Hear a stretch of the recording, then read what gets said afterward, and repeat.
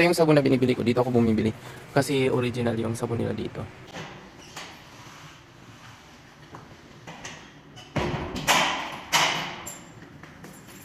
Lalabas ako kasi bibili ako ng saging. Hindi kasi masyadong mainit kaya lalabas ako. 3 days na kasi ako nag-crave ng saging. Tapos hindi ako makalabas-labas pagkakahapon kasi sobrang init. Tingnan yung araw ko. Malamig ngayon. Mamaya mag-iinit naman pero ngayong umaga okay yung panahon. Kaya lumabas na lang ako para hindi masyadong. May bukas naman na malaking supermarket dito malapit sa amin. So ito yung view sa labas. Meron dyan spa. Meron doon dental clinic. Tapos may mga kapihan dito. Ay ito bagong building ito. Hinaayos na naman sa labas. Kasi para mag-open na yan ang wallpaper. Ang foreman dito dati Pilipino. Or baka siya yung engineer. Kasi nakikita ko dito. Ayan, nandito na ako. Tapos may albike doon. Kamsa-kamsa. Ayan, pasok na tayo. Good morning.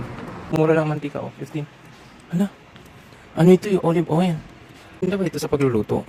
Pa-comment nga nito kung ito ba yung magandang ginagamit. Kasi bibili ako nito. Yan. Itlog nila 13 lang. Ayun, may saging sila. Ano lang, 5.80 per kilo.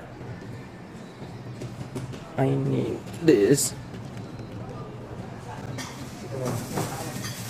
5.8. Ayan, ganda. Dito tayo ikot. Ito yung sabon na binibili ko. Dito ako bumibili. Kasi original yung sabon nila dito. Hindi katulad sa ibang market na hindi mabula. Ito siya pag ginamit mo, parang may hapdi kang maramdaman. Ayan na siya, pauwi na ako. Pabili na ako ng saging, 20 reals. It means sobra 3 kilo. Kasi ang per kilo nila is 5.80. So yan. Medyo umiinit na rin.